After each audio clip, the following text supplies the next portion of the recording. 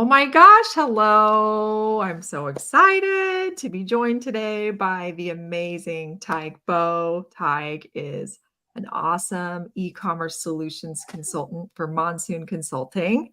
And we met last fall at Meet Magento, New York.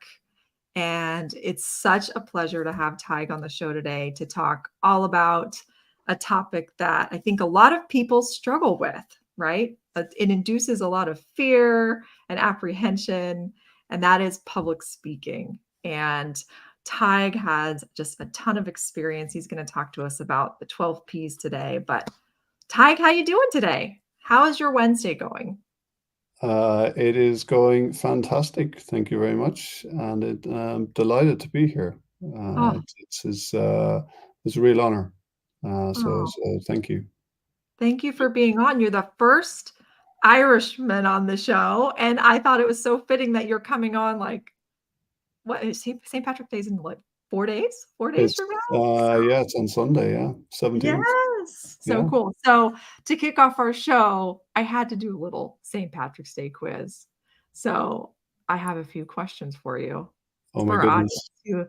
who may not know the history of St. Patrick's Day. So we're gonna see how Irish you truly are, Tadhg. We're gonna see how well you know your Irish history. Oh wow. Okay, so just before I fail at this, I have been living in the UK for 25 years. So yeah, I've actually been living outside of Ireland longer than inside it. You're in But Iceland. anyway, let's Let's give it a see. go. Okay, so first question is, who was St. Patrick? Well, St. Patrick is the patron saint of Ireland, uh, Hmm. and he was actually well, legend has it that he may have been from Wales. Oh, Uh, interesting. hmm, Huh. I heard he yeah. was Roman. No, not Roman. Well, I don't know. Maybe the story has grown over the years, um, but folklore has it that he came to Ireland and Christianity uh, began, and most importantly, he got rid of all the snakes from Ireland. So that was his primary purpose. Accomplishment. So congratulations to St. Patrick for that. Uh, That is a good one. That was actually one of my questions. Truth or false? He got rid of the snake. So according to Tig, he was the one. He was the one that did it. He got rid he of those. was the one who did it. Yeah, definitely. Um, there are, yeah, so it's a very safe country to go and visit now. Not that they were a problem to begin with, but yeah, you might see the odd grass snake, but that's about the size of it. That's a good thing. Nobody likes snakes. Oh my goodness. Yeah, we get some big garden ones out here. So here's my next question. What color robes did St. Patrick wear? Red, green, or blue? I'll I'll I'll chance green, um, but who knows? It was probably multicolored. Yeah, Uh, maybe. I would say Yeah. red and green. If he originated from Wales, then that would be red. Uh, but we'll go for the green. Oh, green. You could be right. But I think it was, according to my research, it's blue. I gotcha, Tyke. I There we gotcha. go. There we go. That's I'm blue in the face after that. Well, thank you for doing my little quiz. I know that was totally unexpected, but what are you doing to celebrate St. Patrick's Day? Do you do something special with your family or what, you just hang out? Okay, so in this part of the world, we are in the middle of a very big rugby tournament.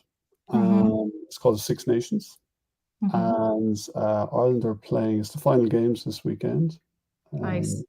Um, so Saturday is a big game in Dublin. Ireland are playing Scotland. So I actually have a good friend over from Germany. So Nice.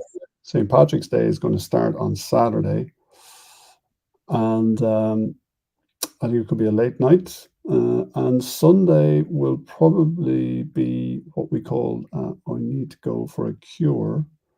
So there could be just a few pints of Guinness on Sunday, but I hope to spend some time with my family as well. Um, Oh, very lovely. it's it's it's quite common that Irish people take St. Patrick's Day off, uh, Mhm. and they let everybody else in the world be Irish on St. Patrick's Day, and then the next day we resume as normal. Uh, Yeah. There's a city here in the States that's Savannah, Georgia, and I actually visited that city, on St. Patrick's Day, and it's amazing because if you know about Savannah, it's known for its beautiful, squares across the city. These beautiful squares that have these beautiful live oak trees, and there's fountains that they actually turn the water in the fountains green, and it runs green. It's super fun, so love yeah, it. it's Chicago does that as well, don't they? I think They so. turn the river green. Yeah, I think they do. Oh, yeah, I think they do. I've never seen that, but I've heard it. Vaguely sounds familiar. So, well, Yeah, it's a let's huge day. It's a huge day for around the world for we spread ourselves throughout the world, um, That's true. and especially in the States, so many people claim Irish kind of heritage. Oh, yeah. My husband, a very, very Irish Donnelly is a very Irish name. So, yeah, very much so. Yeah, We've got we've got Andrew, my dear friend Andrew tuning in. Hi, Andrew. Good morning. Oh my goodness. Love Andrew. This is awesome. Thanks for coming. So, Ty, let's get into it. Let's talk all about public speaking. let's So, do it. my first question for you is, how did you get into public speaking? Kind of what has been your journey to where you are now and to doing public speaking? What led you there? Yeah, so it I kind of so I started with kind of amateur dramatics. Mm, That's where it all kicked off. I did a little bit in school. Not a lot. Didn't do much in high school, like what you call secondary school here. I didn't do any in university, but I kind of got into it by accident. I did a beginner's acting course in Dublin mm, when I was working there, and that was brilliant. And I actually did a couple of courses, and then I moved to the UK, mm, and I was kind of getting set up here. I live just outside London, and um, one of my colleagues told me about a really good drama group in the local town. So I went and joined, and that was a huge turning point for me mm, um, because of one guy, and that was the director. He mm, was phenomenal. It was a guy named David Clark.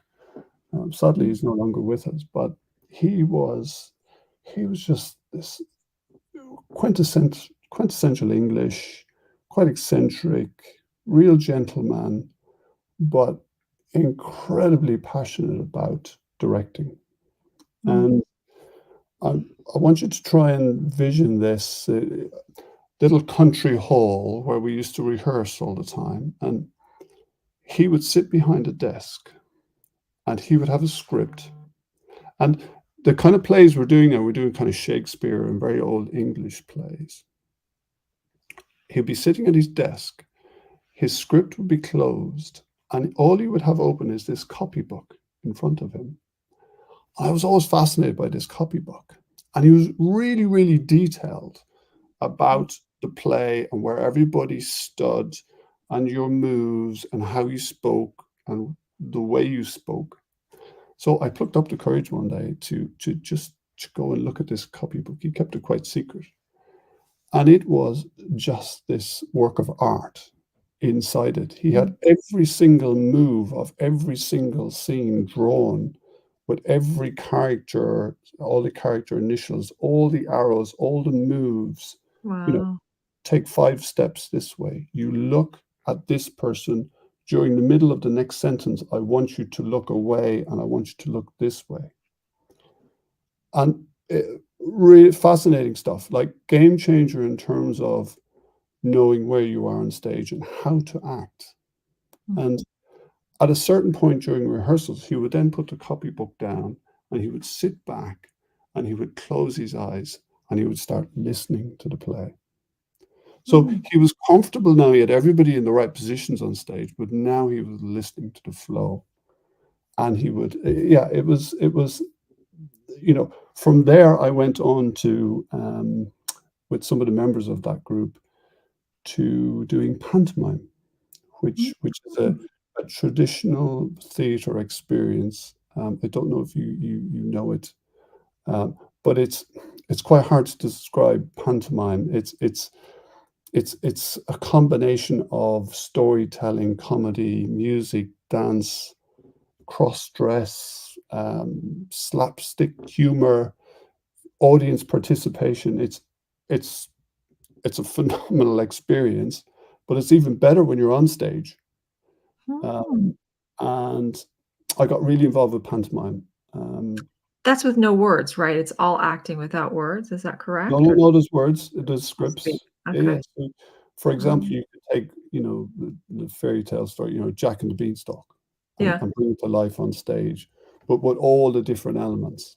Um, and that's where I learned how to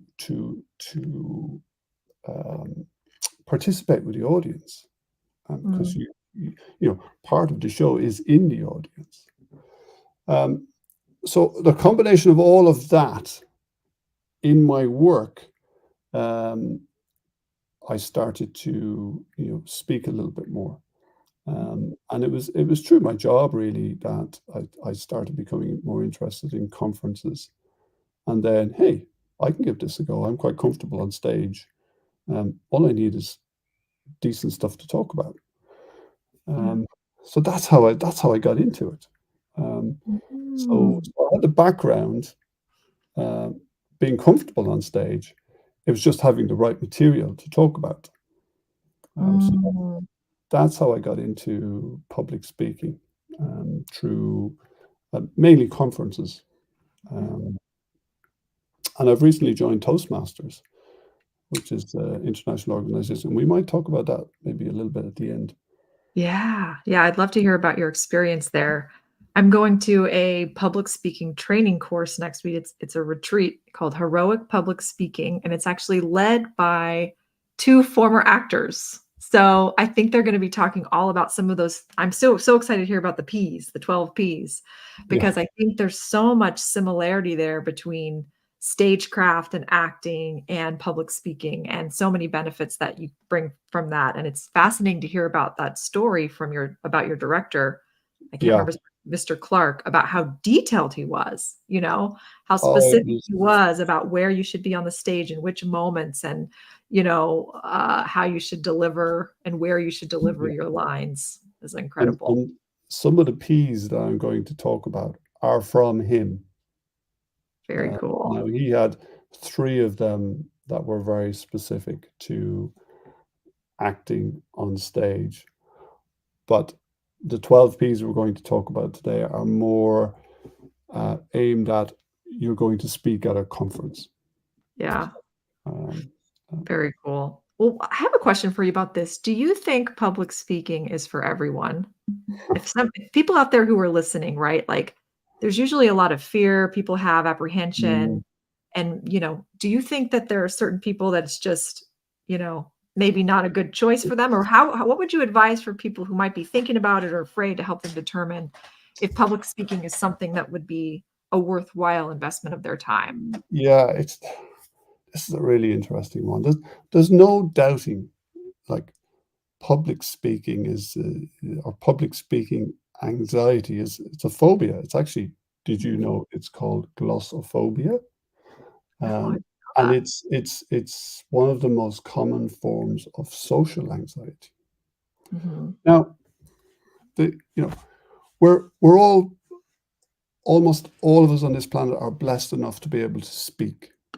Mhm. So we're all we're all good at speaking, but it's this word public that you put in front of it, and Yes. suddenly it becomes a problem. So let's take the scenario where you invite all of your friends over for dinner, and you all live, in the local area, and you're all sitting down having dinner, and you're discussing a local environmental topic, right? And everybody is really into this topic, and everybody will speak. So it could go around the table, and everybody will have their say. Some might have 30 seconds, some might have 1-2 minutes. Now, is that not a form of public speaking? But Mhm. it's it's because we've removed it's in an informal setting, or Yep. and you're with people Mhm. because this, I believe that everybody can speak. It's it's it's the environment that they're speaking in, or the occasion, because you know I I honestly believe all of us at some point in our lives will be presented with a situation where we have to speak in front of Mhm. people. Now, That's true. I know we're focused on work kind of conferences, and that's how we met. But if you take a special birthday party, or you're speaking you won an award at the club, or a family wedding. A Right. wedding is a really common one where, oh my Yeah. goodness, Or a in funeral. Ireland, Yeah. uh, at a wedding, a lot of people speak before the dinner because Mhm. they're so nervous during the, it's going to ruin their dinner, because they don't want to speak at the end. Um, but if we go back to work, it's not just the work environment. It's not just this phobia. It's not just conference speaking, but it's commonplace throughout your work, whether you're doing a job interview, or you're giving some form of training, or you're trying to give some kind of a review with a fellow colleague. It's that, where you're presented with it's just you're out of your comfort zone, aren't you? Yeah. And it isn't for everybody. I look, I've been told many times I'm an extrovert, I'm outgoing, and this is natural to me. And not everybody is like that. So you have to respect everybody's decision. Mhm. Speaking in front of a large number of people who you don't know, Mhm. um, is quite a stressful experience for a lot of people. So you have to you have to accept that. But I think if you think about, even in a work environment, we're an agile house, so we're an IT company, and we use agile in house. So every morning, our teams are all having their daily stand up. They're all Mhm. speaking Yeah. out, whether it be 20, 30 seconds. They're all actually giving a small speech on what they're working on. Mhm. Yeah. So yeah, it's an interesting one. I think a lot of people rule out public speaking way too quickly. Something kicks in, that fear kicks in and goes, no, can't do it. Yeah. I totally agree with you. I think everything you said is right on. Like anytime you're leading a team meeting, that's public speaking. Anytime you're leading a client call, that's public speaking. Those small opportunities you can take will help you every time you do them. It helps you gain confidence so that ultimately you'll be prepared and ready to speak in front of larger and larger and larger audiences. So I would say for people out there who are thinking about it, practice by taking those smaller opportunities where you can to speak in front of a smaller team to build your skills, and then just get yourself in front of a larger and larger. And I think another thing, Tig, is that people are afraid because of the internal critic and the external critic, right? Yeah, I know that, like, for me, there's a fear of what are people going to think? What if I say something wrong? What if I say something and it's not smart enough? Right? There's so many more intelligent people that are listening, or those fears I think can be really common. And yeah. I want to read this really cool quote that's from a famous performer, Idina Menzel. She's in the movie Frozen, and she performed, and she's got a beautiful voice. She's stunning. And she performed in freezing weather in New York City. And the last note, she sang the song beautifully, and the last note was completely off. and she got roasted on Twitter for it. Like people were just, it was terrible. And she says this. It's just such a cool, I think, thing for us to all think about if we've ever put ourselves out there. She says there's about 3 million notes in a 2.5 hour musical. Being a perfectionist, it took me a long time to realize that if I'm hitting 75% of them, I'm succeeding. Performing is only about the act isn't only about the acrobatics and the high notes. It's Mm, staying in the moment, connecting with the audience in an authentic way, and making yourself real to them through the music. I am more than the notes I hit, and that's how I try to approach my life. You can't get it all right all the time, but you can try your best. If you've done that, all that's left is to accept your shortcomings and have the courage to try to overcome them. I just think, what do you think about that? I think that's so cool for people who might be feeling afraid, is like to reduce this feeling of having to do it perfectly, just do your best, yeah, you know? yeah. I've done several talks. I haven't done. Oh, okay. By the way, I'm not a professional coach in speaking or anything. I am very much amateur Yeah. level. I've been exposed. I have a little bit of experience, and this is stuff I've picked up along the way. But fear of rejection is a huge problem. Um, Mhm. like my first ever talk, I wasn't worried about the talk. I was worried about Q&A. I Yep. was really worried. Just like at the start of this show, you started asking me funny questions about St. Patrick's Day. My heart is starting to pump there, going, I might not be able to answer any of these. Um, but it was Q&A. I was like, oh my God, what if I freeze? What if I just don't know any answers? Mhm. But with a little bit of, experience, it's okay if you don't know all the answers. You can just Mhm. simply say, "I'll come back to you on that. It's a very good question, and I'll find you, and we'll get you an answer." Yeah. Uh, so it's this like yeah, I always want my talks to be perfect, Mhm. but there's always room for improvement. You're Yeah. probably never perfected, but there's one of the P's. I won't give it away, but we'll be talking about it pretty soon, which Yeah. will help you to get it as good as you possibly can. Um, Mm. and that's it. That's it about this whole fear of is the fear of giving it a go. Like if you're in a work environment, like you should be supported if you want to pursue public speaking. Um, and we do it every day at work. But Yeah. if you want to take it further and do conferences, there are, maybe we're going to talk about this separately, but, different organizations that, for example, I've just joined Toastmasters uh, Yeah.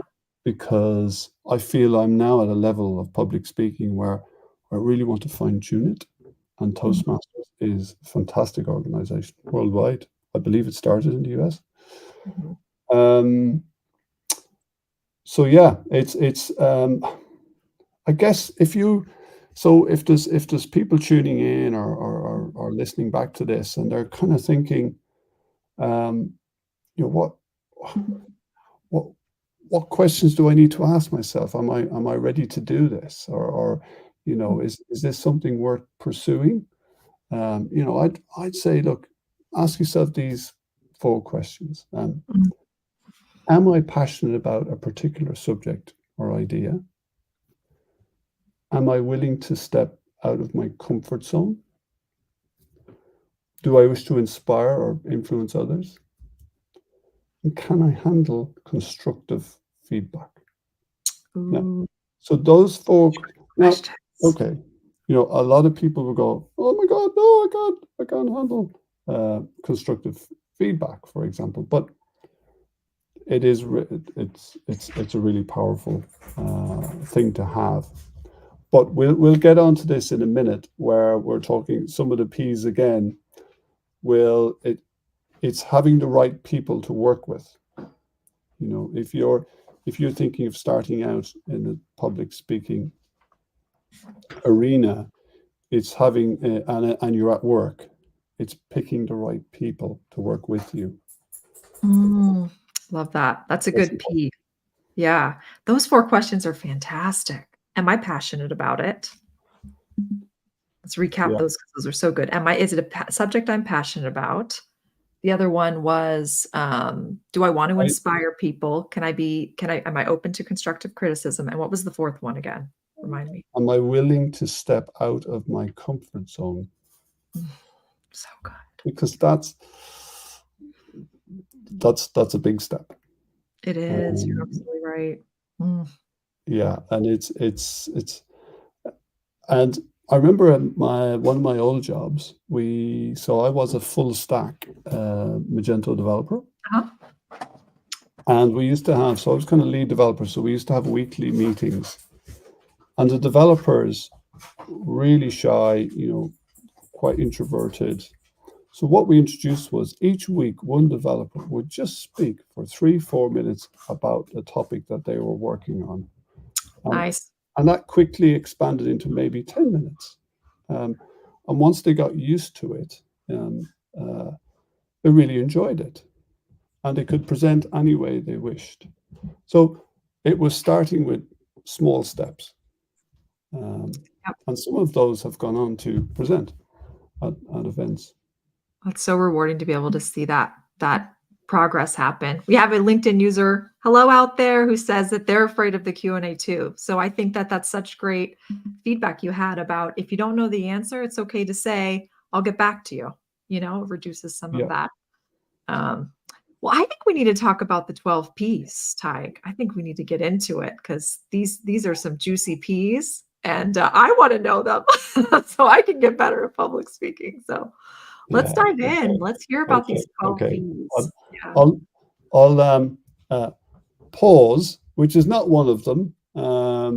Well, actually, it is one. You could add it in, or maybe we've got 13 now. But I'll pause at various points, and maybe you'd like to come in, and but I'll Yeah. keep going through them. It's going to take a little bit of time to get through them. Yeah. So now we've spoken already about different types of public speaking, but we are specifically talking about a conference event where you have a speaking slot. Let's say it's somewhere between 20 and 30 minutes, typically. Mhm. Right. So the first P, we've already mentioned it, is passion. The Mhm. more passionate you are about the topic, you and the audience are going to enjoy it more. There's no doubting it. And it's going to be easier for you, the speaker, if you're really passionate about it. And Yeah. and the audience will feel that passion coming through. Now, you must remember, we are entertaining the audience, right? This is not about your ego or your status or whatever you think about yourself. This is about delivering interesting and relevant content. And having passion is a great start. Right? So that's your first P. The second and third P's are kind of related. The second P is predict, and the third P is pitch. So we have to obviously get into conference. We have to be accepted as a speaker at a conference. So predict is all about, well, what kind of talks is the conference looking for? Yeah. So you have to, even though you might have the talk and you're very passionate about it, it might not be relevant for the conference. Or the third P is pitch. Do you need to pitch it in a certain way to Mm. catch the evaluator's eye? So, you know, in our industry, so in e-commerce, in Adobe Commerce, we have got these Meet Magento events around the world every year. And typically there could be 2 to 3 tracks. There'll be a business track, a tech track. So the pitch, how you pitch your talk is really important. So you're trying to predict what are they looking for, and then the pitch itself. So this is the submission of the talk. Now, yes, you'll be asked to give some information about yourself, but the talk title Mm, has to be eye-catching.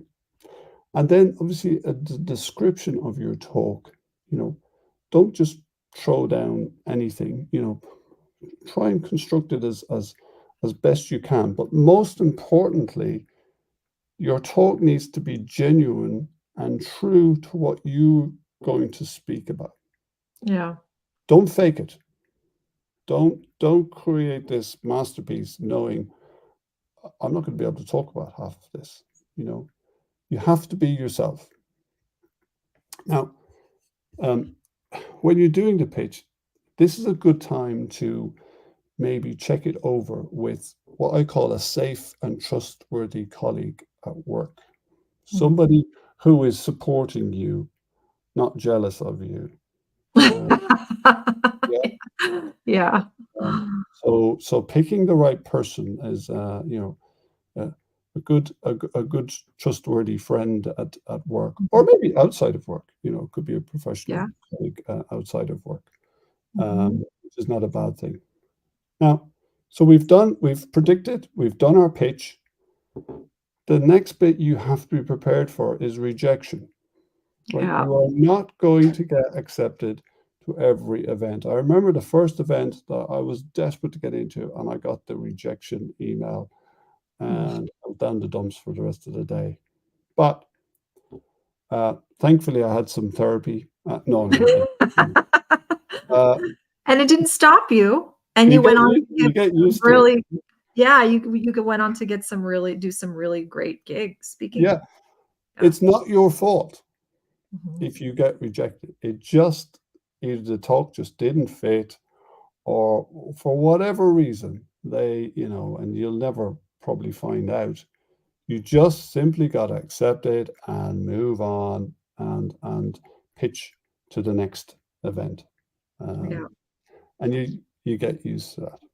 Now, It goes back to that being able to accept criticism that you mentioned earlier. yes, now it's constructive criticism, not, Mhm. you know, if you're going to go to a colleague in work who's got narcissistic qualities, well, you might be asking for trouble there. You know, you've got to somebody who's going to Mhm. be honest with you and give you, you Yeah. know, preferably they've got some experience with Yeah. speaking already. Otherwise, they might not know what they're talking about. Um, uh, and the other thing for any listeners who are, you know, quite new to this game, like, don't be put off. There's normally a section when you're doing your pitch about your speaking experience. But Mhm. you can talk about all the stuff you speak about at work. You know, you might not have Mhm. conference That's good experience, but advice, yeah. you know, expand on all of that. And it's amazing now. Many events are being very supportive for new speakers. Mhm. Meet Magenta UK is a very good example of that. And this year, you know, in when you're submitting, you can actually ask for a speaker mentoring, Mhm.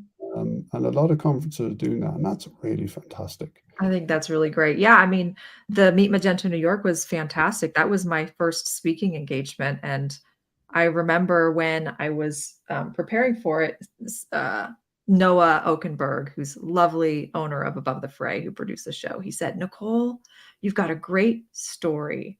And I think if you're out there and I remember hearing that, I'm like, "What's cool about my story?" Like, you're when you're in it and you're living in it, sometimes it's hard for you to step back and realize that you do have something worthwhile to share. And so if you're out there listening, you're thinking, what do I have to share that's going to be, don't discount yourself because your story and your experience matters. Mm, And if you can go and share, yeah, and people want to hear stories when you're sharing whatever content you're sharing, turn it, make it a story, make it personal as much as yeah, possible. And that's what's going to help bring that passion that people are going to engage with that you yeah. mentioned before. And you're leading it straight into the fourth P, which is so we've got accepted, you know, we've been chosen to speak at a conference, so that's great. Now we're moving on to the fourth P, which is preparation. Um, Yes. so we're now coming into the interesting part of the talk. Oh, So, and you've hit the nail on the head, just the use of stories. mhm. Now, and we'll come to that. So the first thing I'd say is start preparing your talk as early as possible. Um, I have an app on my phone for just taking notes, and I walk the dog twice a day, and as I prepare for a talk, something will just come into my head, and I go, "Oh my goodness, write it down, write it down." Nice, You yeah. forget about it.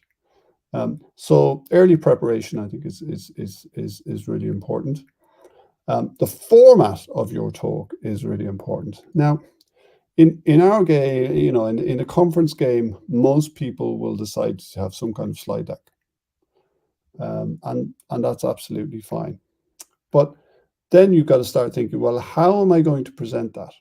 Are you Yeah. going to stand behind a lectern, or are you going to wander about on stage? Um, and when I say wander, I mean, organized walking.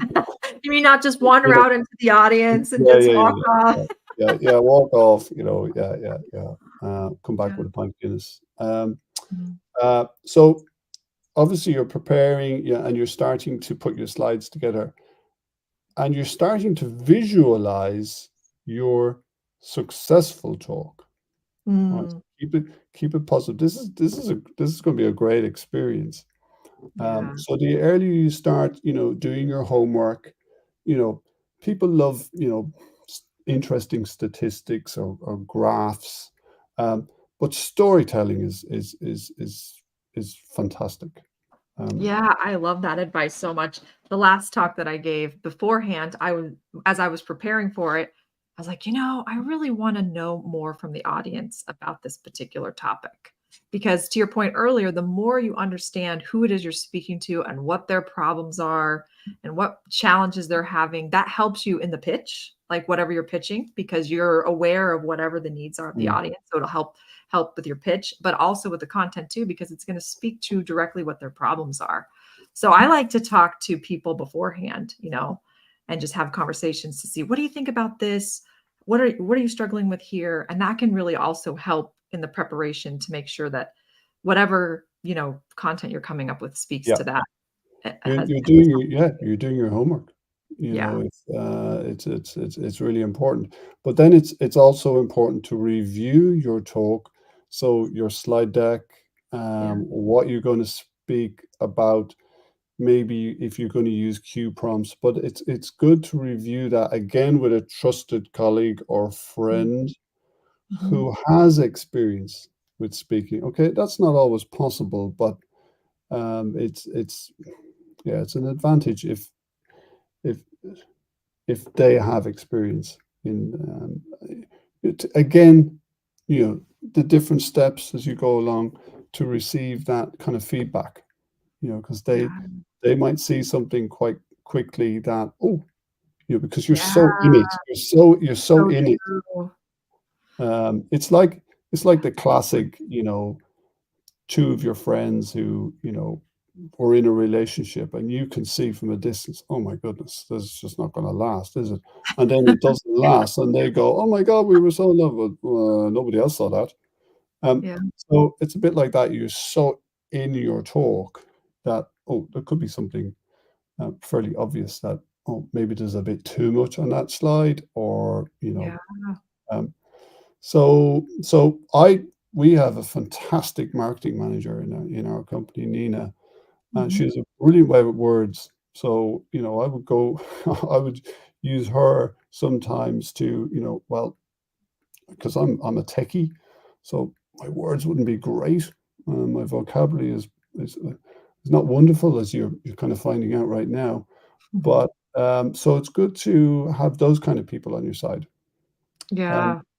um, and the final bit of preparation. So, it's a personal choice for me, but I learn all my slides off by heart.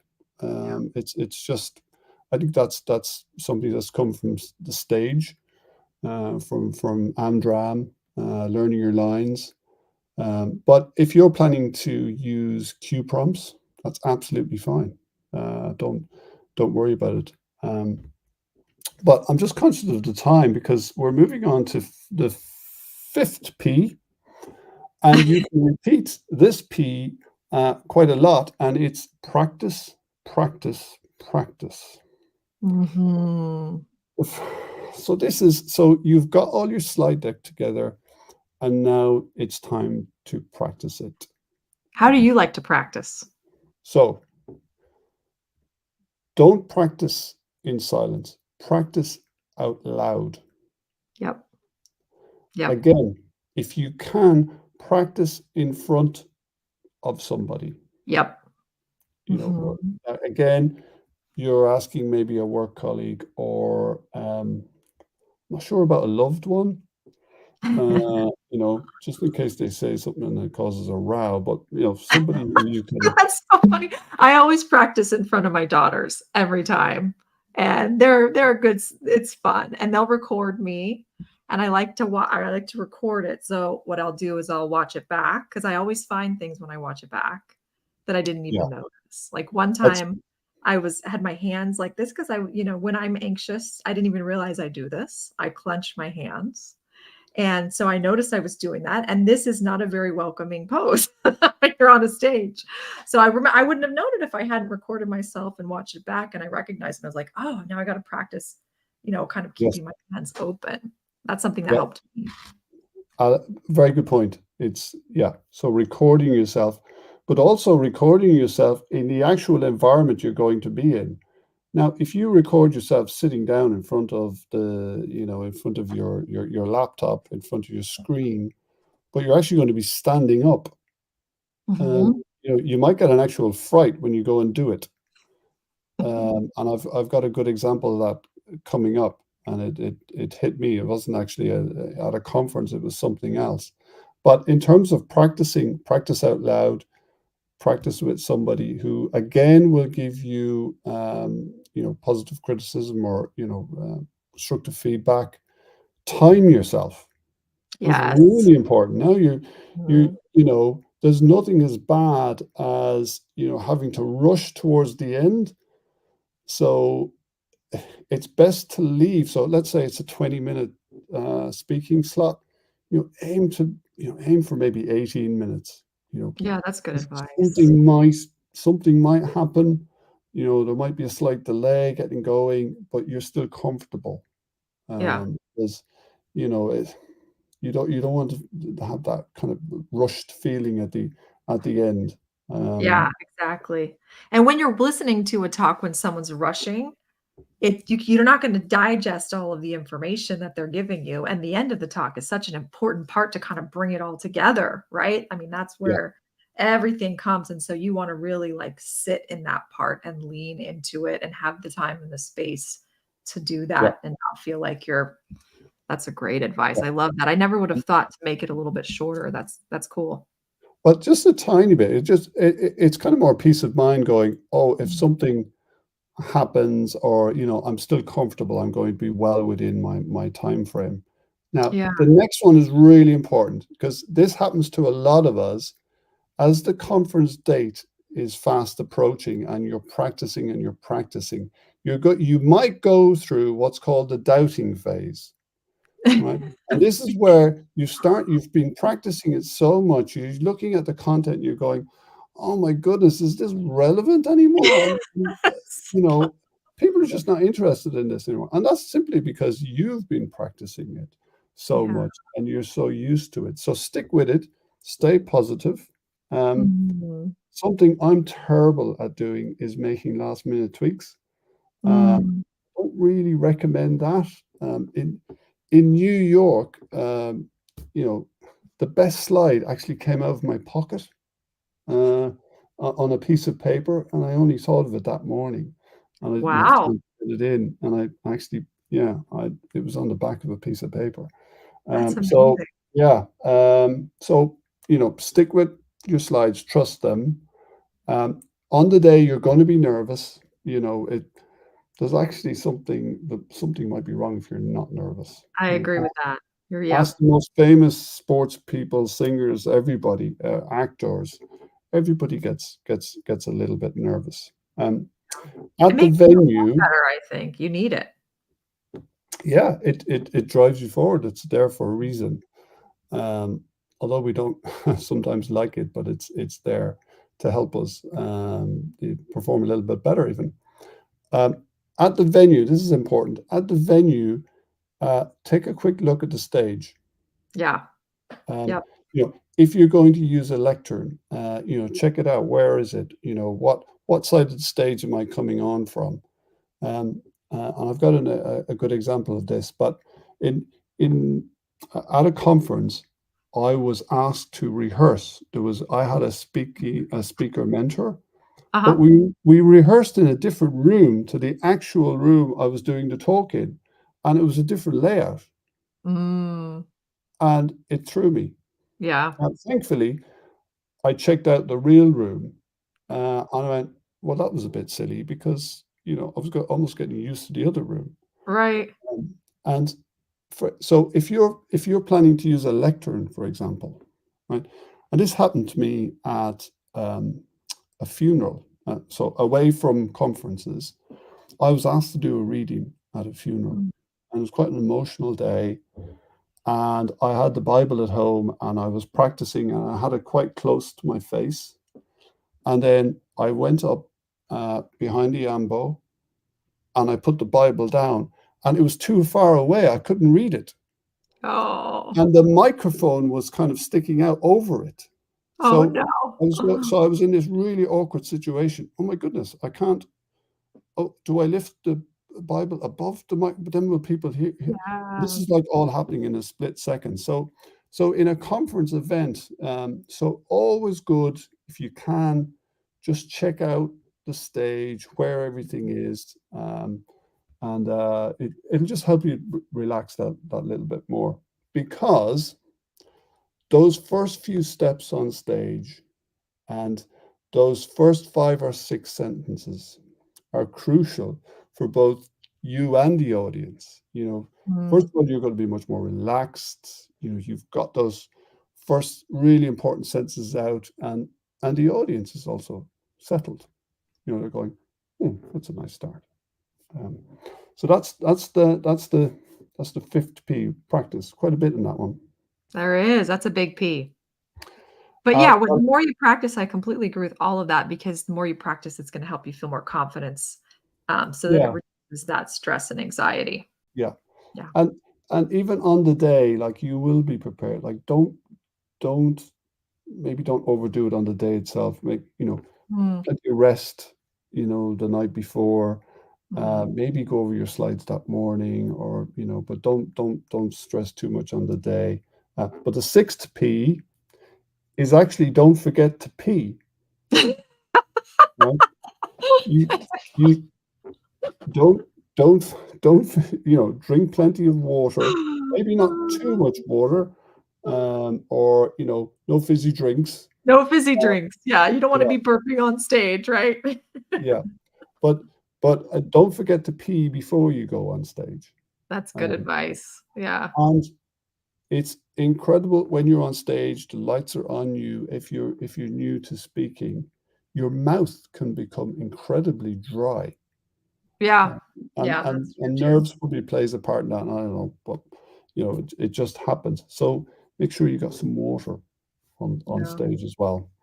that's Um, good advice. so you've had your pee. You're now on stage. Everything's going grand. Um, the next is the seventh P is pace. This is a good P. This is Yeah. a good Th- one. So This is important. all about the flow of your talk. So Yeah. you've got your format, you're doing slides, but now it's about the pace.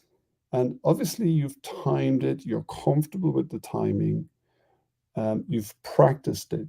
But the pace in which you speak is really important. Now, we haven't talked about, what, what the content on the slide as opposed to what you're actually speaking about.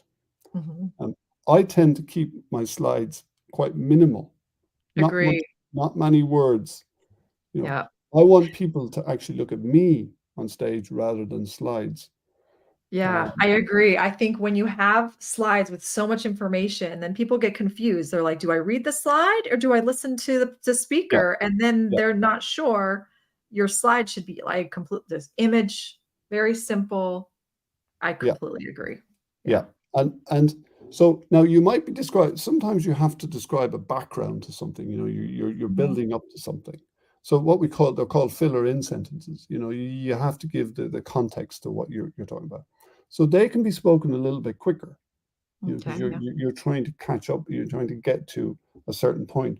But then for the big moments, you know, for those big sentences, you could speak a little bit slower because it's and it's the timing of it.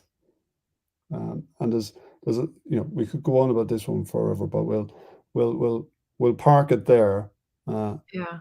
and we'll The move on to the slower eighth you P. go, the more your words have impact, right? Yes, People and remember that them. is the eighth P. It's called punch. Ooh, I like it. Yep. Yes, punch. And this was from that director. This Mhm. pace was always one punch. So it's delivering the crunch line because you're delivering it's the punch. It's the punch line, right?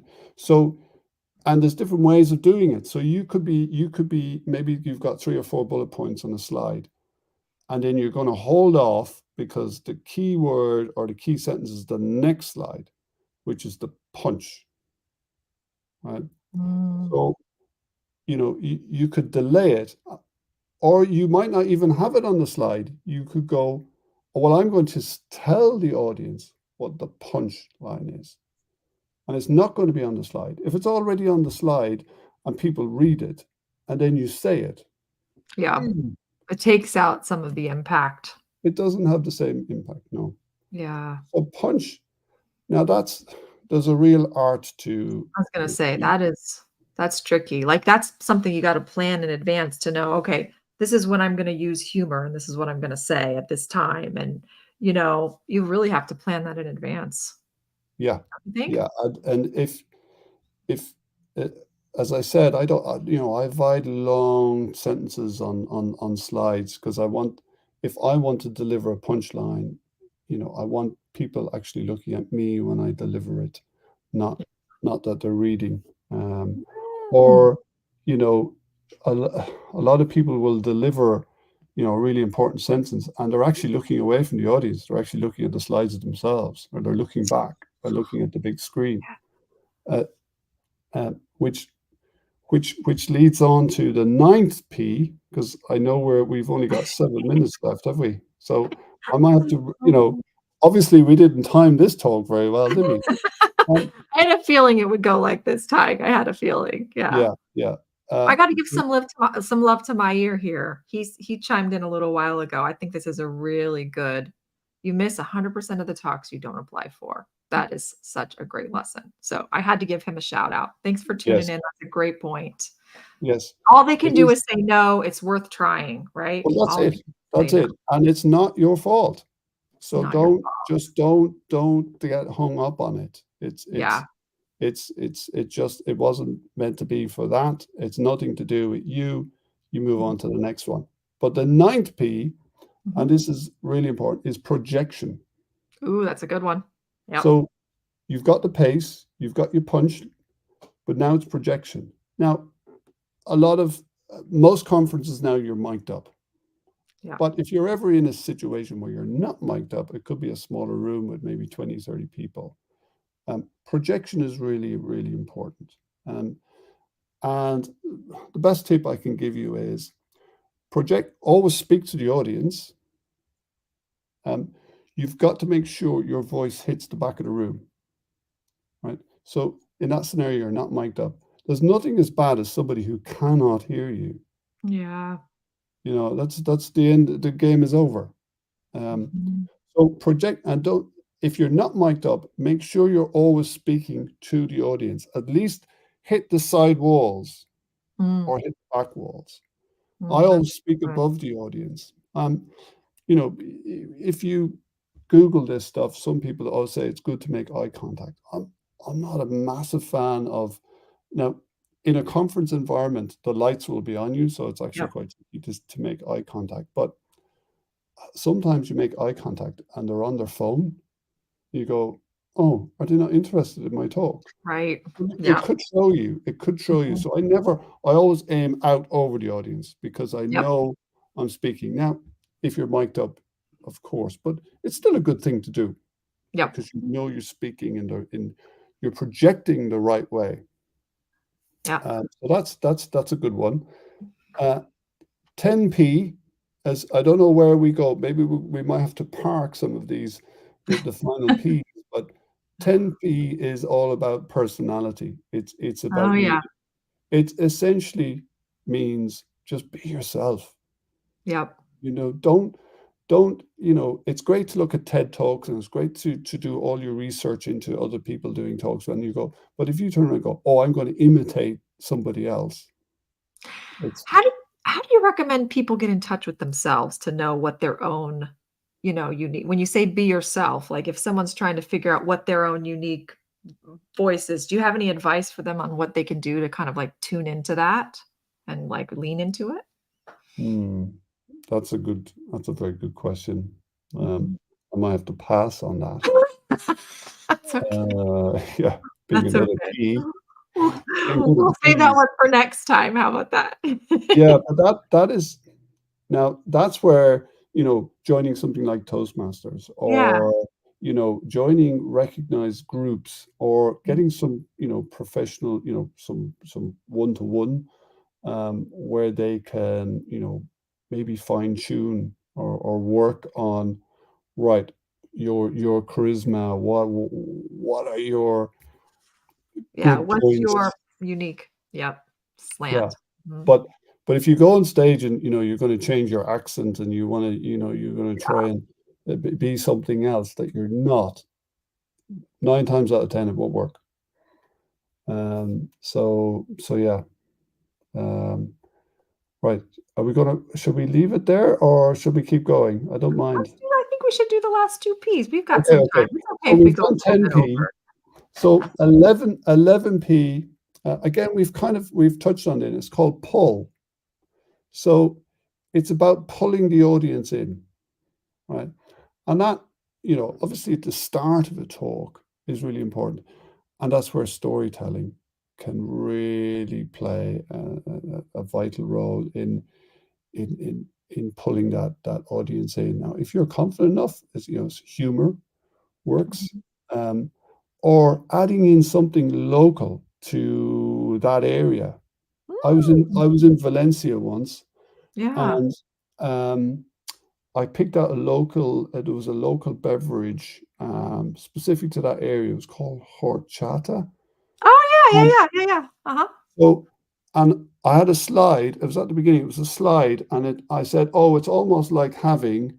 And the next slide was a picture of this beverage, Oh, and I got a nice. round of applause.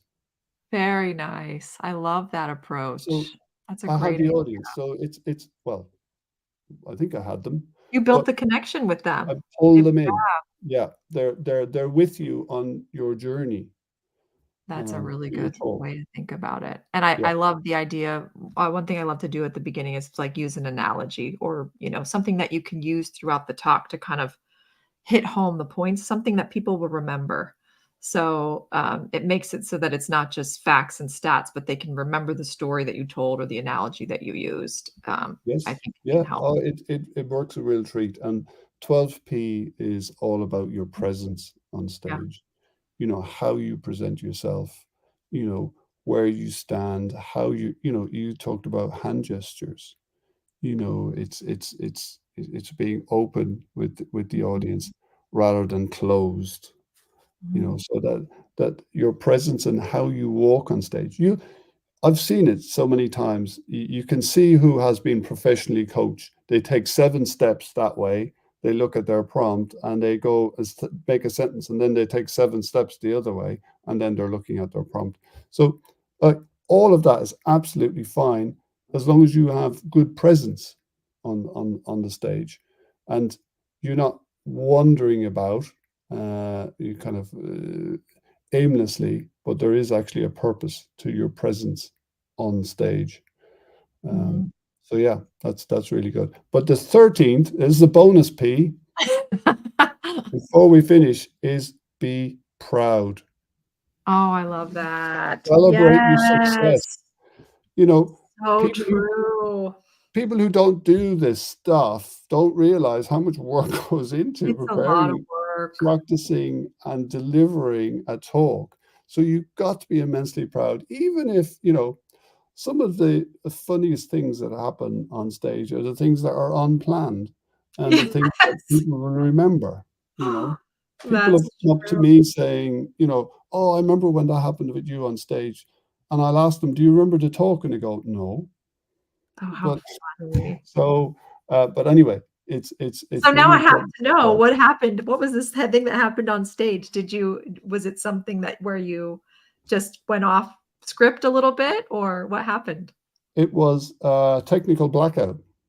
Oh, wow. So the screen went blank, Oh, and I continued on.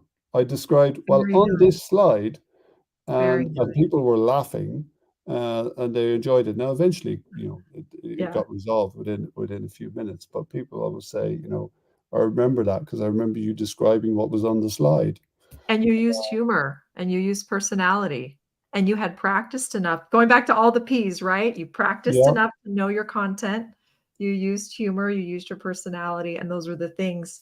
yeah, So, like, that's what I love about these Ps is that if you really follow all of these Ps as closely as possible, no matter what happens, you're gonna be proud at the end to that it 13th. it is, and yes, there is a certain amount of unpredictability about it. Sometimes things may go wrong. In New York, I walked on stage and I realized I had no clicker for the Yep, that slide deck. happened to me too. Now, the smallest thing, if you're not used to it, now it actually threw me because Mhm. I forgot then the second sentence I was going to say, but it was okay. I tried to say something funny, but And you found your way back. I think that's good advice too, is that if you get thrown on stage, which can happen, right? That something throws you off, you can always find your way back. And if you use a little humor, that'll get you there. yeah, yeah. So you sometimes things do happen, and it's very easy to say, well, just remain calm. Don't panic. I didn't use that P today, but we've kept it all positive. Okay. You know what? I need to go to the pub now and have a pint. Okay, I this love the this alliteration. this is going too That far. sounds powerfully punchy, and Yeah, I yeah, can't think of yeah, any other yeah, P's. I'm peed out. Well, Ty, this has been so fantastic. I wish we had more time to talk about Toastmasters because I know you've been dedicating some time to that. It'd be really fun yeah. to learn more about what you've learned there and how that's helped you. And It's I've just started my journey there. Maybe I'll come back next year for St. Patrick's, yeah, and I'll we know can I'll make know it a everything about St. Patrick then. Another P, um, and I can tell you all about Toastmasters because it's fascinating the format of how these meetings work. It's not just about speaking; you can become an evaluator. Oh, very cool. Very Like cool. that is insanely good, and it's actually listening to the evaluators who have to give a speech about the speaker. So Fascinating. you're learning all the time about, so you look at somebody's speech and then you hear the evaluator speaking about that speech. So you're picking up, so you're double learning, Yeah, and you're learning how evaluators speak, and very and interesting. the feedback they're giving for talks. So it's yeah, it's really good. Oh, So that's really cool. It reminds me of, Meet Magento Miami. They had this wonderful they actually gave you the opportunity to meet with a speaking coach beforehand, which I thought was so cool. So anybody out there who's organizing an event, what a great service. So anyway, I remember meeting with this coach one-on-one. He recorded the whole thing, And then he gave me, so I could watch it back on my own. And he gave me very specific feedback that was so, and then he even showed me, like, he's like, here's an example of how you might deliver this a little differently or whatever. So similar to the Toastmaster thing, it was, I got to hear him evaluate, and it was so enlightening. I love that. I think that's really Yeah, cool. these people are professional at this stuff, and yeah, like that's an amazing offering from the Mhm. event Yeah. organizers themselves, and that's yeah, like what you've heard from me today is just an amateur's view, uh, but Oh, I no, hope you're a legend, I hope Ty, some of you're a it. legend. I think you give people hope, right? Because you are such a fantastic speaker. I remember when I went to the last Meet Magento event, I met someone there who had seen you speak in New York, raved about your talk, still remembered it and was just raving about it. So I think you're just a really great example of, to the people out there who, are amateurs. They're not professional. They haven't been trained in this way, and you can still learn and become a really great, powerful, inspiring Yep, speaker. And I think you're an exactly. example of that. And that's really important for people to recognize, Yep. is that you don't need to be a coach or professionally trained to Yeah. do this well. And look out for events where, they most events now are really, they'll have maybe more lightning talks Uh-huh. for people who are new to speaking. Yeah. And keep an eye out for those if you fancy giving it a go. A lot of people are put off by, oh my God, 20 minutes or half an hour. Whereas some might, the lightning talks might be, 5, 10 minutes. Yeah. Huh. So keep an eye out for those. Yeah. And Very interesting. give it a go. It's Give it a you know, go. it's it is supposed to be fun.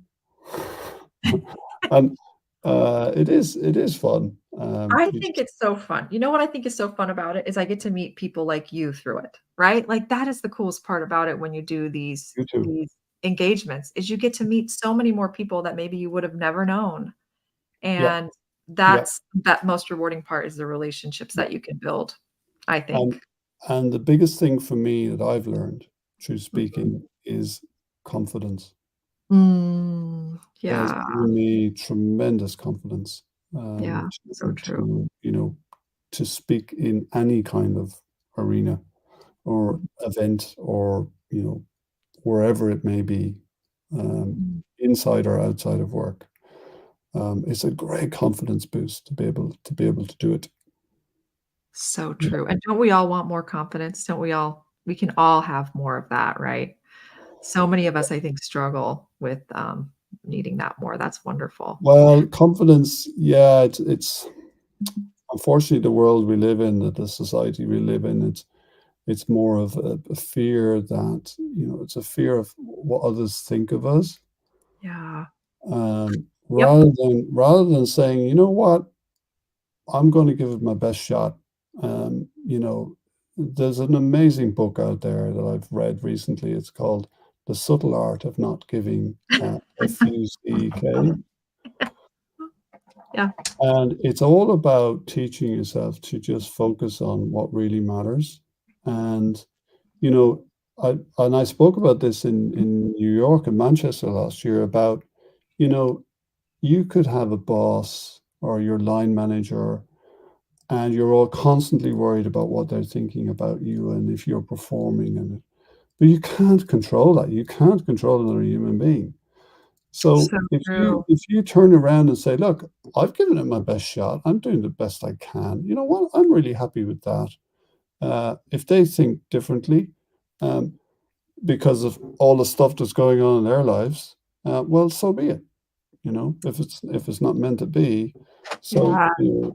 and that's the same with speaking. I've put a lot of work into this. I've prepared, I've practiced, I've gone on stage, I've given it my best shot. Um, and by and large, w everybody will be really proud of you. Yeah. I think that's so great, though. The most important person is to make yourself proud. And at the end of the day, to be proud of what, if you have that own validation that you can give to yourself, and you can find that security and, like, Yeah, this is my best work. this is my best experience. I've done my best. Then it's going to be much easier for you to drown out any of the noise that you might hear, like to, Adina Menzel when I shared that quote with her, Yeah. because when you put yourself out there, you are at risk of getting criticized. You are. And so you have to be willing to just accept that, you know what, I am true to who I am, and it doesn't matter what anyone else is going to say about it. And I Yeah. think the more that you can do that. Exactly. There's a great quote. I'll leave you with a nice quote from Saint Francis of Assisi. Ooh. And the quote is, start by doing what's necessary, then do what's possible, and suddenly you're doing the impossible. Mm. So yeah, it's start by, in if you're thinking about speaking, maybe a small so in our company we have company stand-ups once a month, and we Very encourage nice. different departments, different people to speak. And it might be just for 4 or 5 minutes about their department and what's exciting, what's going on in their department, or a new client, and generally speaking, it's brilliant because they're really passionate about it. Yeah, that's something we try to do at our company too, is we'll have trainings and we'll have people on the team that will, you can come train on this topic. It's something that I'll see like, hey, you're really good at this, AI thing that you're doing to come up with, content and figuring it. Anyway, so we'll just have team members come up and give them a chance. And it's nice I love that. I think it's a great way to I encourage remember them. that is your starting point, or Mhm. you've just won the competition at the golf club, and you've gone up and you've accepted your award, and you've thanked, you might have only spoken for 20 seconds, but that's public speaking. So give Yeah. yourself a pat on the back. You actually do it more often than you think. Exactly. I think you're right. If people would recognize that and see it, they would help them build the confidence to keep getting in front of bigger Yeah, and bigger audiences. Yep. yeah. Fantastic. It's once you start, once you start, people who there's always people going to criticize. There's always people going to be coming in with a negative angle. And once you just, let that go over your head, or you just go, it's just part and parcel of modern day life now, especially on social media and stuff. So But true. once you let that, not affect you, it'll be a bit tricky at the beginning. But generally speaking, I've actually only had on one occasion I asked somebody about a talk, and he simply replied, yeah, it wasn't great. Wow. And How did you take it? now, inside my head, I wasn't particularly enjoying the conversation with him anyway. And I just, I sensed it. I sensed he said, oh, I just went, fine. I Yep. didn't ask, and I didn't, you know what? I didn't even ask, well, what did you not like about it? Or, I just went, I'm not sure I really want to know from Exactly. And I think that's good discernment to know who are the people that you want to get feedback from, that you trust, that have your best exactly. interest, Exactly. and seek So, those you people out. just, you, the person could have been having the worst day of their life. Uh, you know, Yeah. Personal problems. You just don't know. Yeah. And Mhm. it's, you know, it's just the way it is It's sometimes. just the way it is. Yep. So there Man, we we could go. just keep going and going. Well, we have someone who wants to know where they can hear or see you speak. Do you have, like, anywhere from a link or anything that you could drop in the chat from some of your past speaking gigs? Maybe, like, some of the Oh, Meet Magento YouTube channels potentially? No? yeah. If you Google, I think if you YouTube, search my name, I think there's some talks in there. Don't. They're terrible. Don't look at them. Um, I never watched them. Uh, It is yeah, hard to watch yourself back, isn't it it? is Whenever very oh, difficult. so hard. Yeah. Yeah, actually, that's a very valid point. Don't be put off, but watching yourself back. You go, oh my God, I'm terrible. You know, but uh, yeah, if you there's a few talks of me on YouTube from events like Mage Titans or Mhm, um, uh, yeah, I think it's mainly Mage Titans actually. mhm. So yeah, or you'll have to just come and see me at the Yeah. next event. Yes, so you'll Um, have to keep us all posted on when you're speaking next. Mhm. I will, yeah. I'm on LinkedIn actually. If anybody Mhm. wants to reach out to me or has any personal questions, I'm on LinkedIn is where I'm normally at. Um, Yeah. but no, I've submitted to talk, but you know, if I get in, that's great. I don't talk very often. It's a lot of effort. There's a lot of time goes into giving a talk. It's a lot. And the next talk I'm hoping to do is a case study with a client. Mhm. So there could be potentially four of us on stage, which is a different ballgame. Yeah. We didn't Oh, get to talk can't about wait to see that one. what's that? I can't wait to see it. Well, we have to get in. You have to be in. But we've submitted, so we'll see how we get on. It might end up being a technical talk where I might not be needed, but yeah, it's yeah. There are some great events in our space. So Monsoon works with we were in the e-commerce game, so there's quite a few events around the globe Yeah. throughout the year. So it's good. It's good. But don't have to think about big conferences either. You've got local meetups. That's Yep. that's where I started. First, I went to local meetups in London, Mm, and then I went to my first kind of developer conference, and then that's when I went, "Well, yeah, I really want to give this a go." And they were supporting lightning talks at the event, and that's where it started. Uh, that's really cool. I'm going to a conference like that next month where it's literally just a small group, 30 people, and it's not a formal, like, you're gonna go sit down and go to a talk, and I see that a lot more of those kinds of conferences coming up where it's more just, like, having conversations and people, know yeah, about a topic obviously beforehand that they can share about, but it's more impromptu, and I think yeah, that's kind of exciting, I think that format. I'm looking forward to it.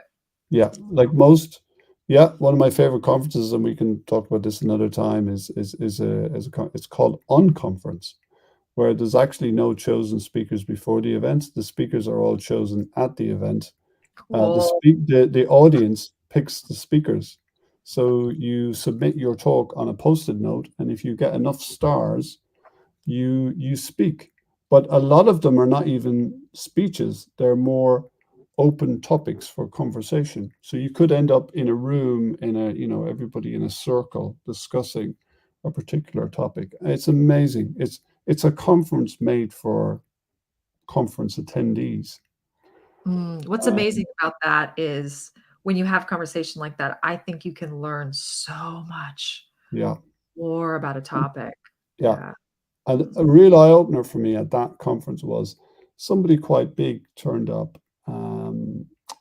from the platform, and they put a topic on the board. Now, in a traditional conference, they would be probably keynote speaker, but at this Yeah, event, the talk wasn't good enough. Nobody wanted to listen to interesting. that, so it didn't get in. Huh, that's cool. Um, so it just shows, yeah, it's the audience picks um, who they want or what they Oh, want to discuss. Brilliant, brilliant, brilliant. It started in Cologne, and then there's I know there's a mm, couple. There's one in the Netherlands as well, uh, and they're brilliant. They're developer techie mhm. conferences, but um, yeah, Wow. Man, we could just keep going and going, Tig. I think there we could we that's go. just why don't Well, we just do an all day It's Yes, gonna it's everyone just it's keeps saying, "We're gonna keep going." it's almost well, it's almost 6 o'clock here, and there I gotta let is, you go. there's a little dog here sitting behind Yeah. me, and he's going, "It's gonna be dark here soon, Daddy, and if we don't get out, I'm not going to be impressed with, that Nicole Donnelly person." Uh, Well, everyone out there who's tuned in, please connect with Tig. He's such an incredible, very generous, wonderful. As you can see, he's been so generous with his knowledge and time and such wonderful Pleasure. wisdom. So, thank you for being on the show. It's been such an honor to have you and such an honor to know you and to have met you and to call you friend. And thank you again. And thanks everyone for tuning in. It's wonderful to get your comments and questions. And we'll see you next Yeah. time. Thank All you right. very much. Thanks. See you soon.